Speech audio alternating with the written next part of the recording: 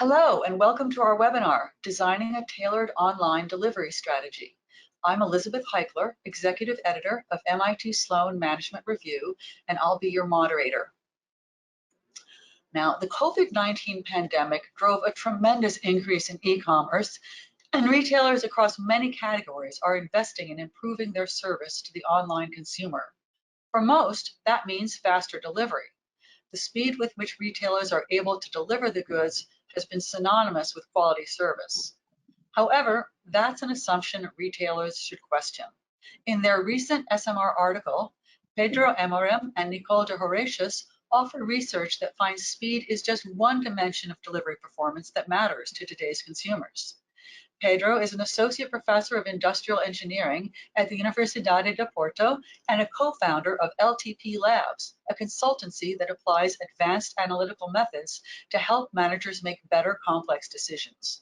He has co-authored more than 60 research papers on supply chain management, retail operations, and optimization. Welcome, Pedro. Thank you so much, Elizabeth, and welcome everyone that is listening to us today.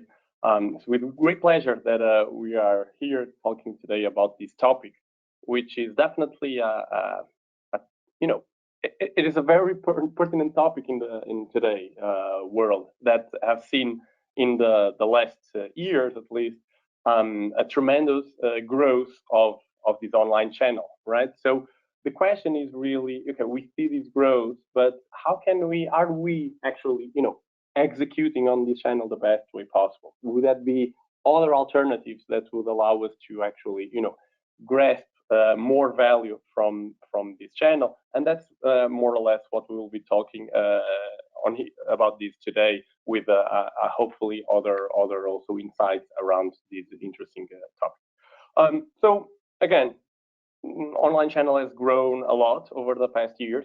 This past year in particular was, due to the pandemic, there was clearly a big acceleration. And but probably a first question that we may want to start answering is, was this actually something that we saw across all the retail sectors, or are there retail sectors that were more or less impacted? And maybe we could start by actually having a graph of how our audience changed their behavior in the past 12 months. So let me start by launching a first poll here by asking, in the past 12 months, in which of the product categories that are listed below, in which of these your online spending actually increased the most? Was it in food and personal care? Was it in furniture? Was it in fashion? Toys, electronics? So it will be great to actually see how you have changed your habits, and I'm sure all of you, one way or the other, actually increased some of the spending in one of these categories. Maybe let's not get too carried away by Christmas, otherwise everyone will talk about toys and electronics. But let's have a general understanding of how these actually turned out to be in the last year. Pedro, if those have not popped up for you, I could describe them. The very largest category, food and personal care, that's 53%, followed by electronics at 30%. And then we had 7% for fashion and 5% each for furniture and toys and hobbies. Okay, so that's very interesting that food was indeed the category that has, grown the most, and that's actually in line with what we see with the other, in general, not just for our audience here of the attendees of this webinar, but also in the latest studies that were conducted on understanding how this actually was, how this increase spread across the different sectors. And definitely food was the first one that showed the greatest increase. Electronics was not really the first. It was actually more there towards the end of the spectrum. But largely what we have seen is that all, let's say, electronic sectors, or all retail sectors actually saw a drastic increase. Food up to 30%, but the other ones all around 10 to 20% increase. So a massive increase. People had to improvise a lot, I guess, in the way that they were doing this shift in terms of retailers, how they set up their strategy to go after these increase. We want to question if this has been the best strategy, or if we should actually think otherwise. So actually, one of the things that we are been witnessing in terms of how these fulfillment strategies have been deployed, they have been mostly focusing on one attribute. And you mentioned that right at the beginning when we were actually, when you were presenting this webinar, which has been speed. So we see Walmart, for example, betting big on online through automated fulfillment. So big investment, and this automated fulfillment helps Walmart, but actually also to go in the same line as Amazon, Kroger, or Ahold, in which they are really betting on speed, price, same-day availability. So I would say that the attributes that the different players are using, and here, of course, in the food sector, but we'll see that actually this comes across also other sectors, is to bet on speed. Some are really betting, heavy. In Europe nowadays, we have been talking a lot about Gorillas. Gorillas offers this 10 minutes delivery in various cities. I guess actually nowadays also outside Europe, they started in Europe, but they are been growing very fast, a lot of investment money. And it's interesting that the focus on speed on there and the execution on speed on there is there. Some players are actually quite funny in the way they advertise it. So this is Wheezy. It's an advertisement billboard from Wheezy from England. And again, their motto is quality groceries delivered in minutes. You see, so you have really shrunk the time frame in which we think about these things. And these ones in particular, they are quite funny in the way they advertise their service and how they can actually execute on speed. We could think that this is just about food, and we saw that most of our listeners, they have increased the spend in food, but actually it's not just about food. And let me give you an example about a very different retail landscape, which is fashion. And I'm giving the example of Farfetch. For the ones who don't know, Farfetch is one of the leading platforms on luxury fashion.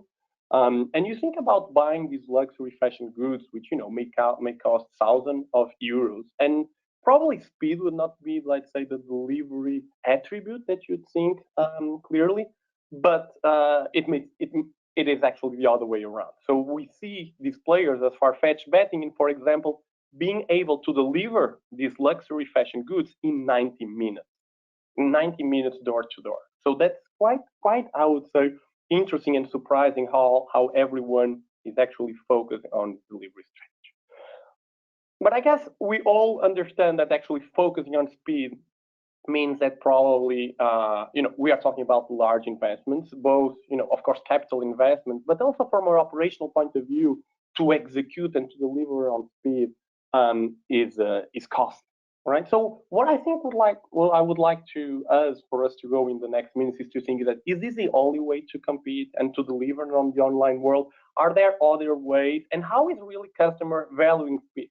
Are they valuing speed as, let's say, the industry have been moving forward, or are we really somehow also condemning in a way this whole industry? And let me stick to the food, since food was actually the also what came out in the poll as the one that has been witnessing this growth to a greatest extent. And there's a very interesting and famous actually study that was conducted a couple of years ago by Bain, in which they measure the margins that are actually being able to, that are associated with different ways of delivering online goods, being it in own delivery or click and collect. So you see that each of these bars, they basically tell you what is the expectation for Bain in terms of the margin that is actually freed as we sell on this online world food. And we see that most of the times the bars are negative, right? So the bars are below zero. And I think that's very interesting, right? We are seeing a lot of money being poured into, grocery delivery and online grocery delivery. And we see that actually the business cases for online grocery delivery is still not there. In most, and actually in very most of the different operational options that we have to go after delivering grocery food, it's just not clear how we will make money out of it. And clearly speed is costly. And so I see kind of not a virtuous circle, right, but a vicious circle in which you are betting on speed, you're competing more on speed, you need more automation, you need more warehouses, You need a larger fleet to be able to go after that, be closer to your customer, and then margins are not there. And so it seems hard to break away from this cycle. So what I would like us to do is to take a step back. And maybe we need to understand, what is there in terms of customer willingness? What do really customers want? And that's probably one of the first steps for us to think through the online delivery that we want for the future. So we have been, thinking about this for a long time, and we have come up with a kind of a recipe that has 4 different steps for us to rethink what the delivery strategy may look like. What should be actually the access that we should bet on? Is it just speed? Are there other delivery attributes that could actually allow us for a more cost-efficient, fulfillment of our customers? I will go through these different steps, but let me first actually talk about the most basic one. I won't really spend a lot of time, but I would just like us to think through that probably we have data and we have information that will allow us to understand better our customers, understand actually if I decrease by 10 minutes, or if I have a delivery service of 10 minutes instead of 20, 10 minutes as gorillas, the example that we saw before, how much does that value? Am I really increasing the demand up to a point that it compensates? How does my customers actually perceive that 10 minutes, or how do they actually spill it over in terms of loyalty? Will they stick more with me or not? And for that, we need data, we need to invest in analytics. But unfortunately, what we have seen across the multiple companies that we have been working with is that to have a comprehensive overview of data and to be really able to, craft the best strategy to deliver in the online world, we need to have, cross-functional access to data. And that means that I want the guys from the stores also to understand how the online behavior is. And of course, I need the guys from the online channel to understand when someone buys online, if he's also buying offline.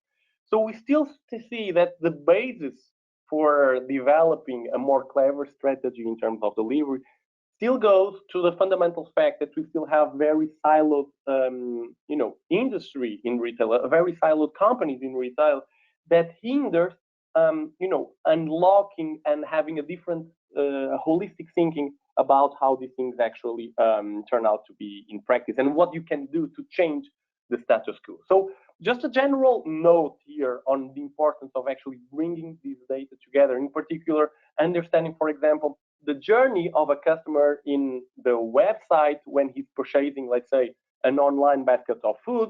What is the path that the customer went through before he really clicked in a given time slot to get delivered on Monday at 8 a.m. What drove him there, right? So we really need to understand between the different options that nowadays we are offering to customers.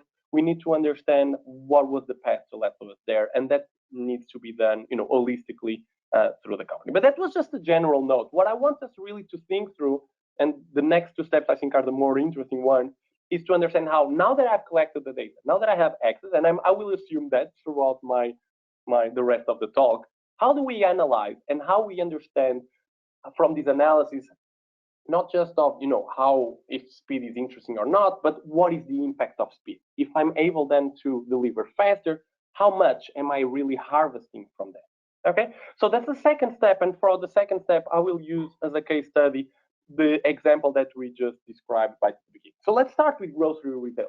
This is the one that we've been growing the most. This is clearly the one that interests probably also the most our audience. So let's start with food. But before I really jump into understanding and what are the customer-specific delivery data that will allow us to better understand the different strategies at our disposal, let us first see how would you react in such a scenario. So let me throw a second poll in which I would like you to imagine that it's Thursday at 5 p.m., okay? And you are purchasing your groceries for actually the rest of the week. And the question is, which delivery slot would you pick?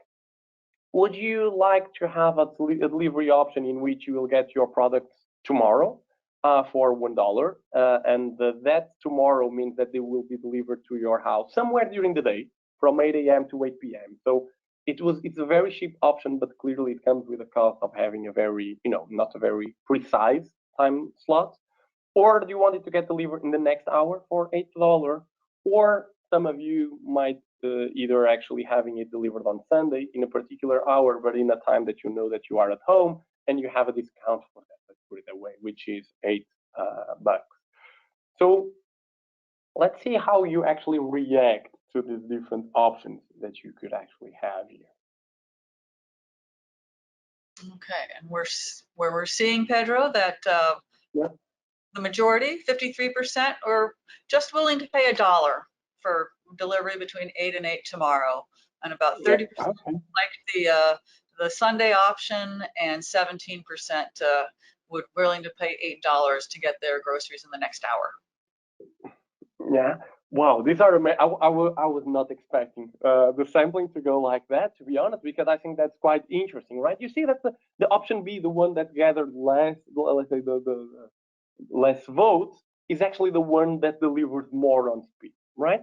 So I think the underlying understanding that I want you to feel here is that there's actually a trade-off here, right? Speed is one thing, but probably, and I will dig deeper on that, there's actually much more to that, particularly when we are talking about grocery food, right? When we are talking about food, grocery retail, in which, contrarily to traditional e-commerce, where you are usually, comfortable with just having, a delivery compromise that goes around, I deliver from in 2 days or in 5 days or whatever.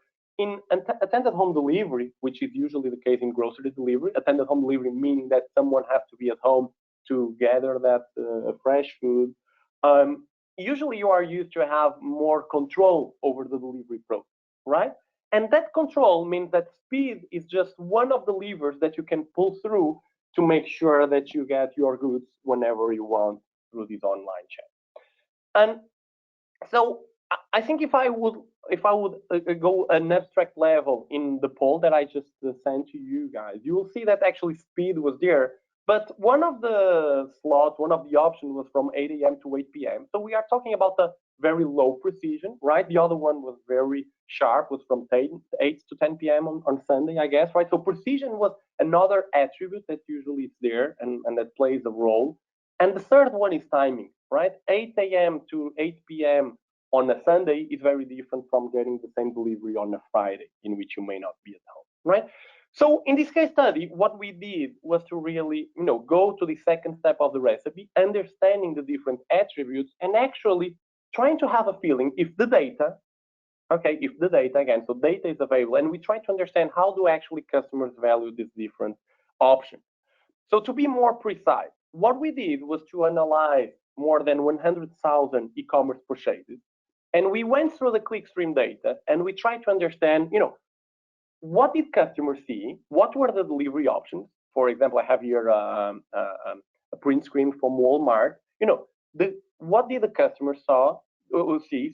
Did they see these examples that are here? And in which one did he click? And by the way, what did he bought at the time? So you see, we are trying to use our own history data, so the data that is there available in your databases, and make sure that we use that data to understand what may be, behind the customer choice of choosing for a given slot. And so by building up together a kind of an econometric model that would tap into this data, we found very interesting results. So let me give you an example, one of the examples of the results that we saw for this retail. We saw that, so on average, customers were actually having around 40 hours to get the products delivered, and the time slots were around 2.6 hours, and customers paid on average 6.27 euros. So this was the baseline for these grocery retailers. 6.27 euros, 40 hours of delivery speed, and then 2.6 hours of precision. You see, if you were following, let's say, a strategy betting on speed, and if you were to pursue, for example, what Gorillas is doing, you are far away, by the way, right? 40 hours to 10 minutes. But nevertheless, you may want to understand how much more money would be customers willing to pay to decrease or to increase the speed, right? To decrease the time between purchase and delivery. And what we found out was that customers were actually willing to pay for, an extra speed. They were willing to pay €1 to go for 40 hours to 16 hours. So again, we are not asking customers. We are looking to everything that customer chose, okay, for every transaction, and we actually estimate that, which is, I would say, much more interesting in the sense that we really see the behavior of the customer, right? It's not his intention, it's his behavior. So we know that customers are willing to pay €1 to reduce from 14 hours to 16 hours. And we know simultaneously that actually customers are also willing to pay €1, but this time to reduce from 2.5 hours to around half an hour of delivery slot.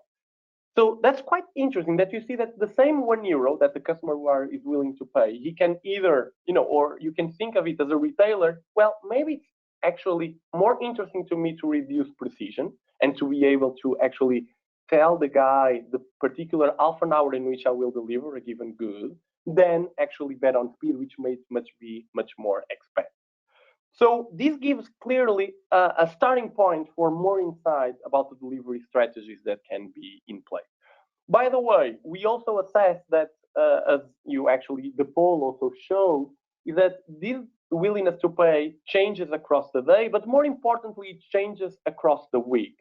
So customers that actually, for example, they would rather receive a product on a Friday or in a Saturday, and Sunday, for example, seems to be the least preferred option. So here what we have is a change in willingness to pay, and that change is negative for Sunday. Okay, so we see that at least in this country where we were analyzing this data for this retailer, we see that actually across the days there's a huge variability. Not so much across the hours, interestingly, but mostly across the days. Across the hours, we see that the lunchtime was clearly not the preferred time slot for them.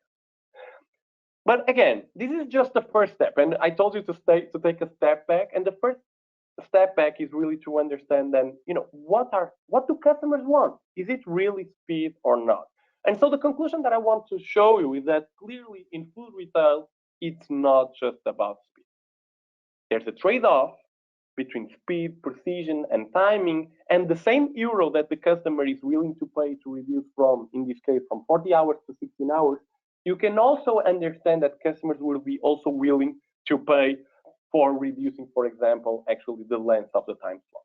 So that's the first kind of key takeaway that I would like us to think through. And by the way, things get a little bit more complicated because actually that willingness to pay, if we really go deeper in understanding actually what drives the customers to choose slot A or B, as you have done in your poll, it actually depends a lot on what you are buying.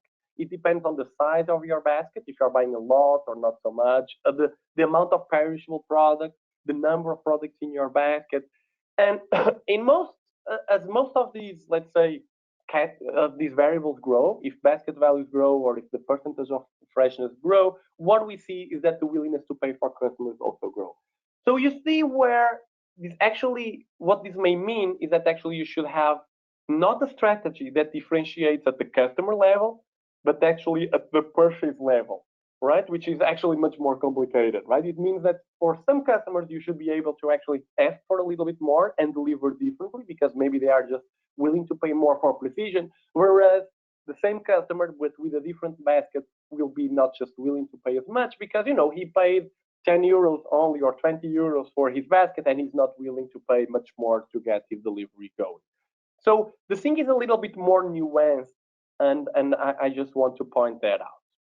But that was the second step. So we get the data, and I'm assuming we have the data. We analyze the customer-specific data, and we see that actually different delivery attributes can actually, have a different value for customers, and actually that value depends on the type of product that the guy is purchasing.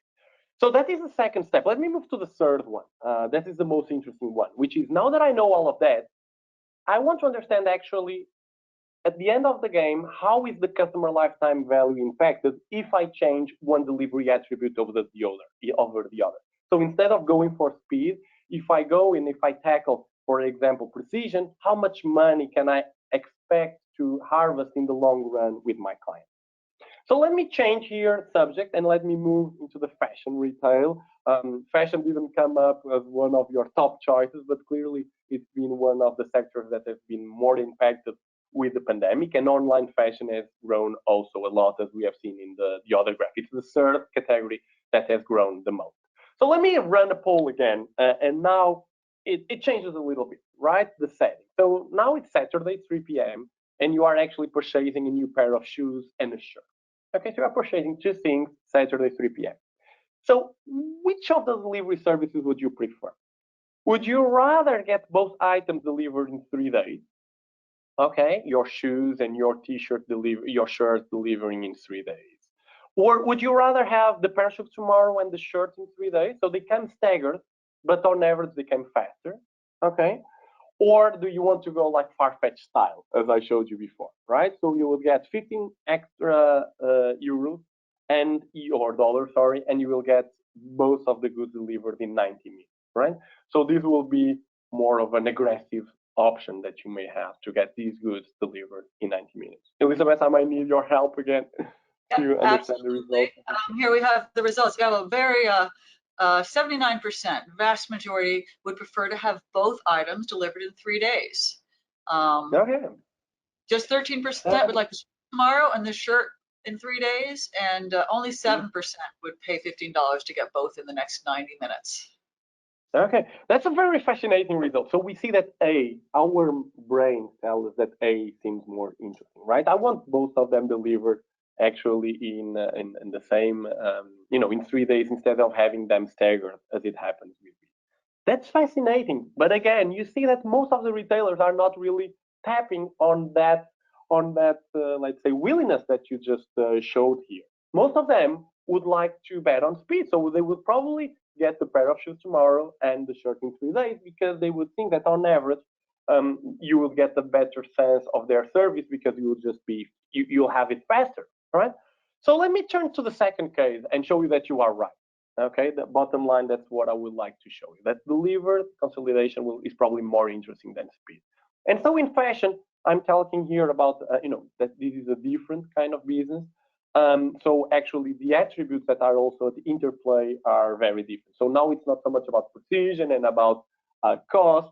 There's other things, right? It's again about consolidation, as we just described, about the packaging, maybe about the return time, lead time. There's actually multiple attributes that come with the delivery experience that you may want to check and understand how customers react to. Let me go to the delivery consolidation one as the one that is more interesting actually to explore. And let me tell you what we did in this case study. So basically what we did was exactly a copy of what I showed you in that poll.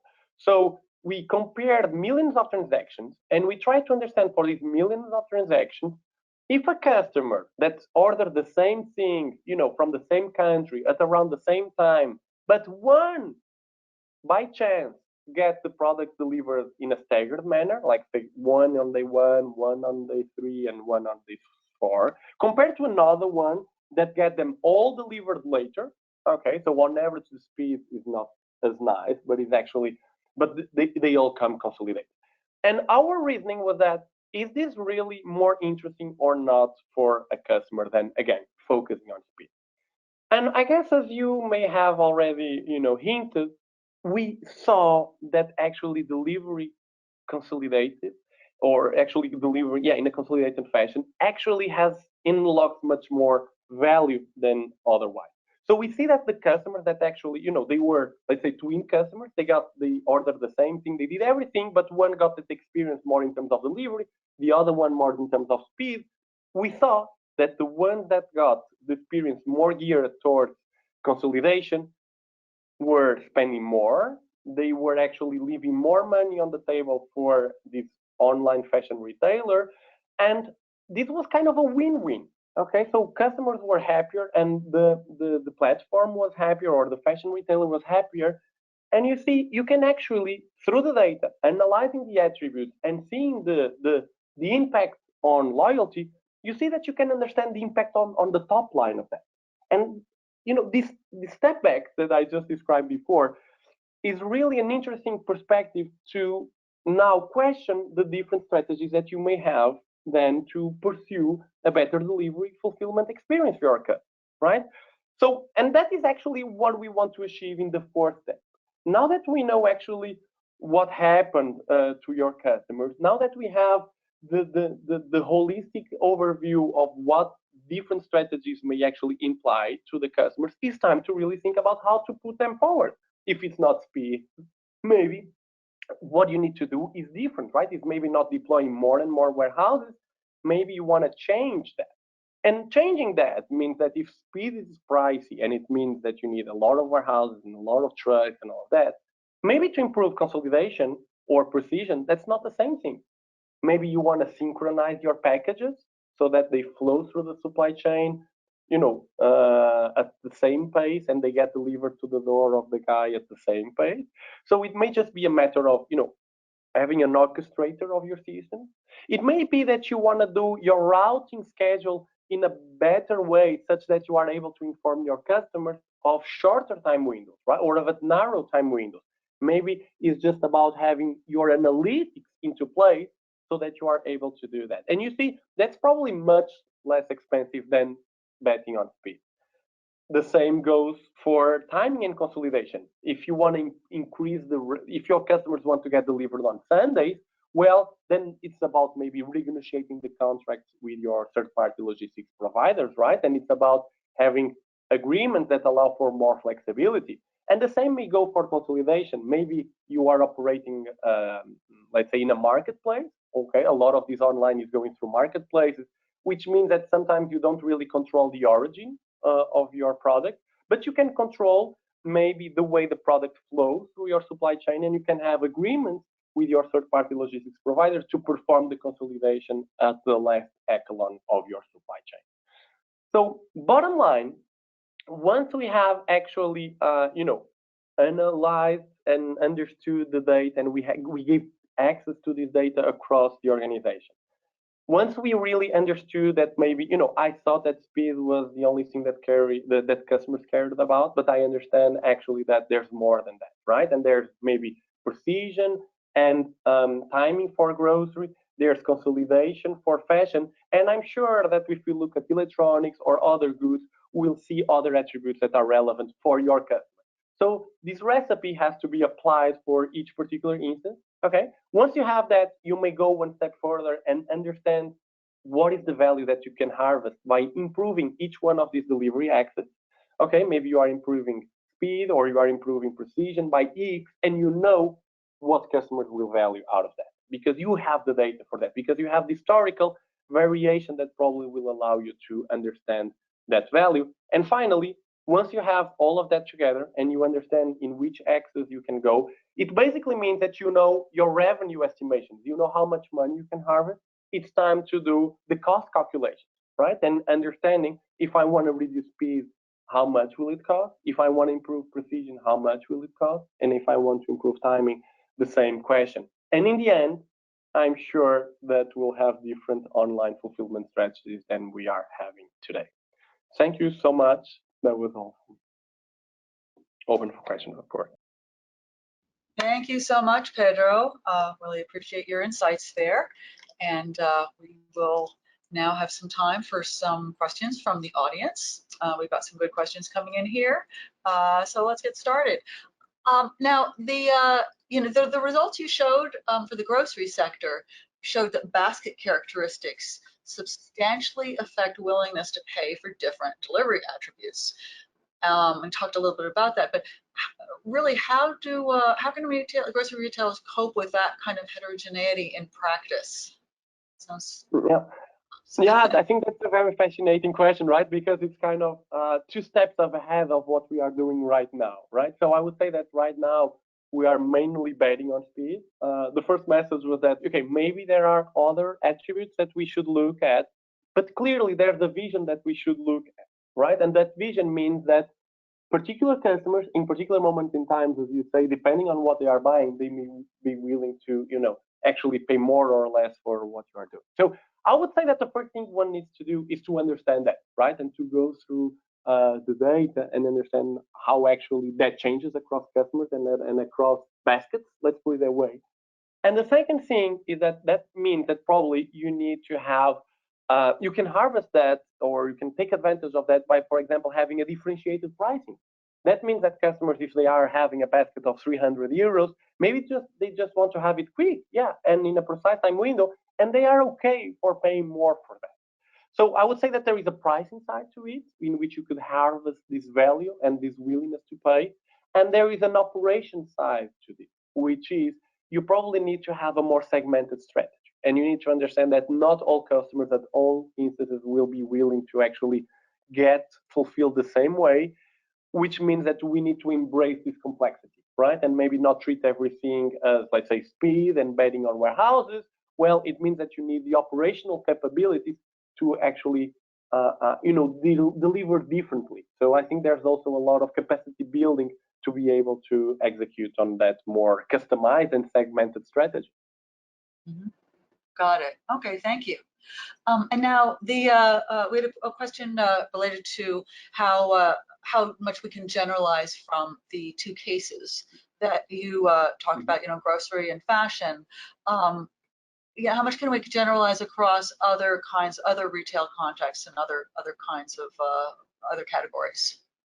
Yeah, that's a very good question, and I think they are. I actually brought these two case studies as two cases in which we implemented this recipe, right, that I just described here, and they were not chosen by chance. I think if we think about the online landscape again, I think we have two types of online delivery experience. One more connected to home delivery, right, in which mean home and attended home delivery, which means that you need to be at home, and that's not just food. If you think about furniture or large electronics.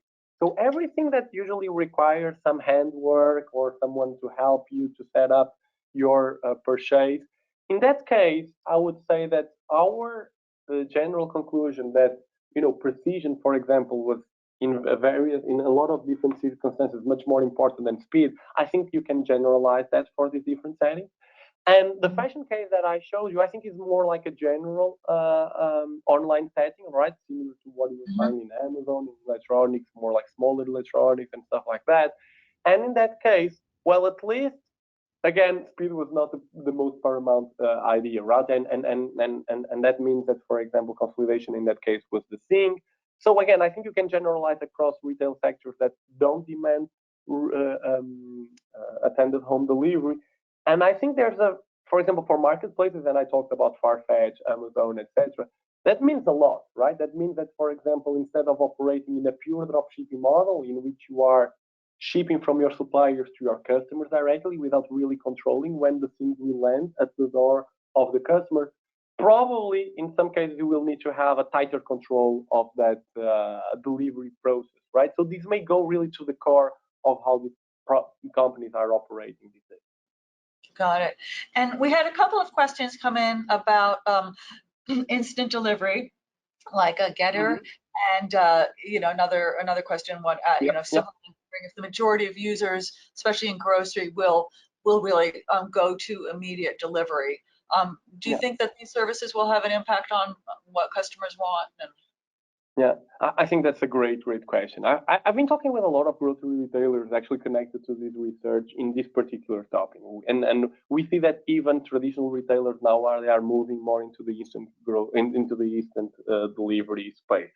From all these conversations, what I get is that instant delivery is clearly a need, and for particular, I would say shopping missions. For some shopping mission, you are at home, you are cooking your chicken, but you need some broth or you need some wine to go with the chicken. Okay, you go and you get it and you want it now. I think still that is just one shopping mission out of a lot of different shopping missions that you have. And actually the other shopping missions, I'm sure they don't get along with, or they are not, they are not fulfilled via instant delivery. And it's interesting to see in that space that even the large players. So, for example, in Europe and in Latin America, we have Glovo, which was Glovo, one of the largest instant delivery apps that is out there. And it's interesting to see that they are acquiring companies that focus on precision and that focus on actually being able to schedule a deliver for a particular day in grocery shopping missions that are outside of the instant delivery zone. So ultimately, what I think is that there will be a space for instant delivery, but there will be, of course, a larger space for more common grocery shopping that will not and they don't overlap so much. Right. Okay. Now, another question. This is a very interesting one. Did your research, get at questions about consumer choices related to sort of ESG, sustainability, things like transportation, packaging? Is that something that retailers can maybe get to as well if they want to set up a test? Yeah, no, I think that's a great question. I'm sure that if we bring that delivery attribute, let's say the sustainability of the packaging and the sustainability of the whole operation, I'm sure that will also be quite a trade-off to analyze. Personally, I haven't really looked into that, but I'm sure that will pop out. With the closer I got, and it will be somehow it's on the opposite side of this, but I think it relates to the question, which is when I was looking into this fashion player that I just described in this case study, we looked at the importance of rating of the packages to the delivery experience, and that came out as a very important part. So the way customers perceive the quality of the package, okay, and so in this case it was luxury fashion, and we were looking at the quality of the packaging, that really tied up to their next purchasing behavior, right? If they were buying less or more. So if the quality of the package impacts, and I know that it impacts, I'm sure that the sustainability of the process and the sustainability of the package will also increase. So I think that's a great research question to look for, definitely. Right. Okay.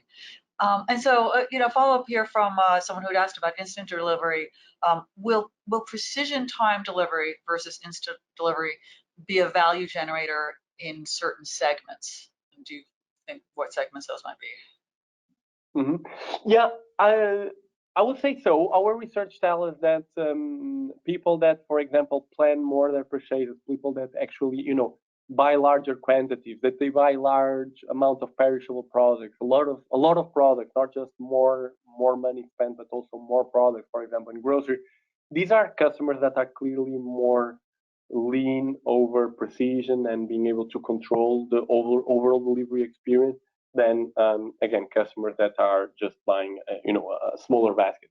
So I guess there's definitely value to be harvested there. I think there's a downside to this that I don't have an answer, which is customers, and we have some evidence of that customers may feel a little bit tricked if they see a delivery price that changes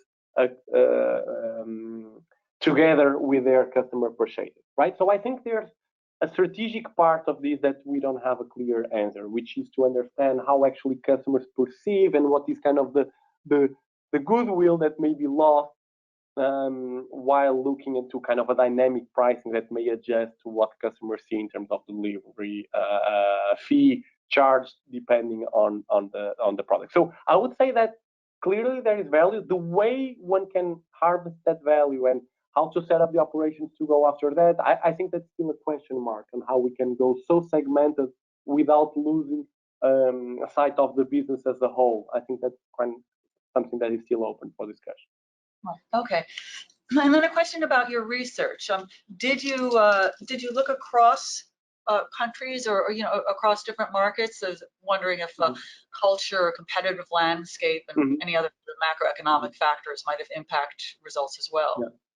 Yeah, that's a very good question. And so in the grocery retail we didn't, but on the fashion we did. So on the fashion retail case, we actually looked at that because it was a global marketplace, and of course grocery is always more national, right? But on the let's say on the fashion we did that. And what we saw that actually, contrary to what we would expect, the delivery attributes were very consistent across countries. So delivery attributes relevance was very consistent across countries. So we saw that consistency or consolidation, was actually as important for all customers.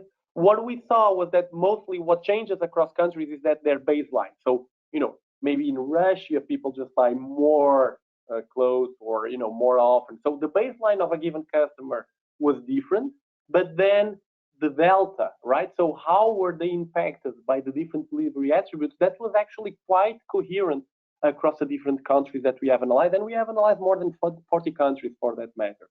So quite a stable, let's say, a result in terms of culture differences, I guess. Right. And a follow-up related to your research, one of our audience members would like to know, how big is your data set? In the fashion retail case, we are talking about literally millions of transactions. Okay, millions of transactions, because we have analyzed across more than 2 years of data. We use all of that data to actually infer what actually happened. For example, in the case of consolidation versus speed. In the case of the grocery retail, we are talking about hundreds of thousands of records. Okay, so the size is substantially lower, but from, let's say, a statistical point of view, it's still more than enough for us to draw robust conclusions. But again, these were, and I think that's an important part. This is not like rocket science data. It's just like transactional databases that tell us two things: what did customers purchase, and what was the delivery choice that they made. Okay, and what was the delivery experience. Okay, so basically these are very transactional data sets that I would say that most of the retailers will have. Sometimes when what we found harder to pursue, and that connects to the first step of all our discussion, which is make sure that these different data tables are put together, because sometimes they come from the different teams. The guys that do the delivery execution, the guys that manage the delivery website and that show the slots, and the guys that basically manage the more transactional stuff with the products that were purchased and the prices that were seen there. So it was not that data was hard to get. It was hard to get from the different teams and put it together. I think that's what we have found harder in both cases. Right. Okay. Now, a question related to what the first step that you listed in your slide of sort of steps to take to invest, and that was invest in data and analytics, and that may be an area where a lot of people get hung up. And what's your assessment of how ready various retail segments are in terms of their internal data and analytics infrastructure and talent to do this kind of work? Yeah. I think we have two different realities. We have these born digital retailers, right? Retailers that already born within the online channel, and they started with these, right? And they usually, these retailers, from my experience and the different players that I've been working with, they are very structured in the way that they have all their data compiled. They are also very aware of the value that can be harvested through this type of analysis, is the one that we described here. So I would say that these born digital retailers, most of them, they have the talent and they have the data to do that. They may not have sometimes the business expertise yet to sometimes ask the right questions to the data and pull the right team to get them solved. Okay, so that's what I have been mostly witnessing in this type of retailers. The second segment, the more traditional retailers, I think that's where things get a little bit more messed up, because most of these traditional retailers, they kind of did a spin-off of the online team, right? And the spin-offs of the online team sometimes is not so much glued to the traditional part of the business, and sometimes you need data that cuts across these silos, right? And of course, it's also harder for these retailers to get the right people, just because it's less sexy, let's say, in the job market to go to work for a traditional retailer. So I think these ones are the ones that, and of course, they are waking up, and that clearly, right? We see that in all the countries, the eagerness that we see that from traditional retailers to catch up the wave. I'm sure they will do that, but it will be really important to start by the basics and making sure that they are a sole company, right? It's not the online guys versus the offline guys, which I guess at this stage we should be over that, but still that is not the case from my personal experience. Right. Okay. Yeah, and related to that, you just had mentioned silos, and then of course your second step was kind of create this cross-functional collaboration. Also, that can be very challenging, and I'm wondering what kind of problems you see retailers encountering in doing that, and what some of the ways are of rising to those challenges. Yeah. That's a great question. I think that very often this process of data gathering, for example, they get too bureaucratic when these companies have this silo effect. So it means that, one team has to ask data for the other team, then the other team doesn't really understand the business goal of that data request, and that goes back and forth for 3 months. While in these 3 months, you should be thinking about your strategy and actually what you should be doing with that data and what are the insights that are revealed out of there. So I know it seems like a very prosaic problem, right? But I think it starts there. And when we look for, again, to the counterparts of some of these retailers, usually the same day I start collaborating with them, I have access to the data that I need on the fly. And I see that also the guys within the company, they can, with a quick request, have access at least to parts of the data that they need on the fly. And bureaucracy kills a lot of this creativity, right? And it kills a lot of this innovation process in which you want to think outside of the box and maybe not looking again at speed, and you want to look into other things. So I really think that it starts at the most basic level. What is the problem with that? Is that sometimes the C-level, for example, they don't really get access to these types of problems. That is an issue because it turns out that usually takes too much time to get solved, right? And so I think it's really important that people are more aware that these roadblocks right at the beginning of the process, they kill the whole data analytics that you can do and the whole data analysis. Right. Okay. And then let's see. You had we talked a little bit, during the presentation, or actually earlier, when we had questions about, say, sustainability values. Sort of related to that question is, you'd mentioned, cost and speed and timing as the main criteria or the main variables that we can play with here. Can we imagine others that might also come through as important to customer satisfaction, or other things that we can offer as retailers on the delivery side? Yeah, sure. I think so. One of the things that you see, and it's not so much related with the delivery itself, but with the whole execution of the order, is stock out. And we are seeing that nowadays with the rise of the online, as I shown in the first graph, right? A lot of the retailers, for example, in the grocery setting, they started to do some omni-channel fulfillment. That means that they are using stores, for example, to deliver to customers. And that was something that we saw across the world as the pandemic unfolds, and retailers need to set up online channels on the fly without dark stores or warehouses dedicated to online. So they start using the stores that were in various cases even more empty because of the pandemic. That resulted in one thing, is that we see a skyrocketing of out of stock, right? Stores are not as nice as a warehouse to fulfill orders. And so very often we saw more out of stock. And I think that's something that is also, I would say it's a great thing to look at right now, which is how should you actually not just understand what delivery attributes you should look at, but how are you really fulfilling it from an operational point of view? Should you use a dark store, a warehouse? Should you use the store itself? And I think sometimes it goes under the radar that these different strategies, they don't yield just different costs. They have different indicators and different quality execution indicators that impact a lot on the customer side. So I'm sure again that there is a lot of value to be harvested by understanding, for example, for each stock out that occurs, how much this is harming your customer. If you fail your delivery window, how much does that harm? So that you can actually look to the operations and see how you can improve that. I think the beauty of online retail is that actually, and going back to the silo thing, is that marketing and operations, they just get much more connected because you have literally the operations coming into the house of people, right? Because you have the delivery service, entering the house of people and influencing directly the customer purchasing behavior. And so that's something that you'd like to look in more detail as of now. Okay, good.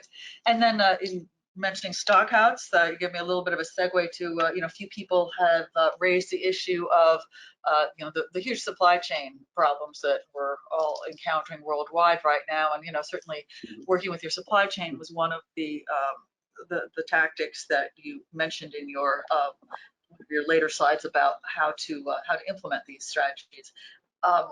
Any thoughts about the current environment and to the degree to which that limits retailers in executing here and ways that they might be able to work around that? Yeah.